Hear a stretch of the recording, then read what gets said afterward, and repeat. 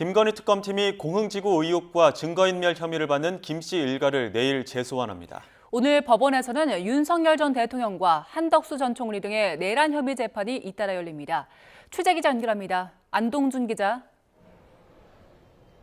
네, 김건희 특검 사무실입니다. 네, 먼저 김건희 특검 소식부터 짚어보겠습니다. 관련해서 지금 김 씨 일가를 좀 소환할 걸로 알려지고 있는데 자세한 소식 전해주시죠. 네, 김건희 특검은 내일 오전 10시 김 씨 모친 최은순 씨와 오빠 김진우 씨를 피의자 신분으로 소환합니다. 이 특검이 이들을 소환하는 건 지난 4일에 이어 두 번째인데요. 지난번 조사와 마찬가지로 양평 공흥지구 아파트 개발 사업에 대한 특혜 의혹과 수사 방해 의혹에 대한 추가 조사가 이어질 전망입니다. 오는 13일에는 매관매직 의혹을 받는 이배용 전 국가교육위원장이 다시 특검에 출석하는데요. 이 특검이 어느 정도 혐의가 소명됐다고 판단하면 이들에 대한 신병 확보에 나설 거란 전망도 나옵니다.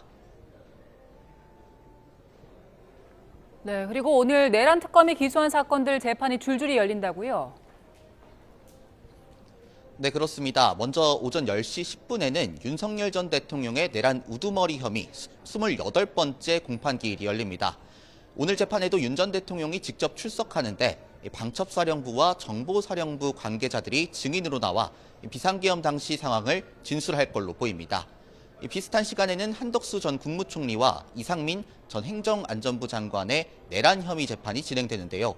특히 한 전 총리 재판에는 송미령 농림축산식품부 장관이 증인으로 출석해 이른바 계엄의 밤 한 전 총리의 행적에 대한 진술을 이어갈 걸로 보입니다. 내일은 조태용 전 국가정보원장의 구속 전 피의자 신분이 열립니다. 앞서 내란 특검은 조 전 원장이 비상계엄 선포 계획을 미리 알고도 국회에 보고하지 않은 혐의 등으로 구속영장을 청구했습니다. 이번 주 박성재 전 법무부 장관에 대한 구속영장 재청구도 예상되는데요. 지난번 기각사유였던 위법성 인식에 대한 소명 여부가 핵심 쟁점이 될 걸로 보입니다. 네, 최상병 특검은 내일 윤 전 대통령을 소환하죠? 네, 최상병 특검은 내일 윤 전 대통령에게 세 번째 소환을 통보했습니다.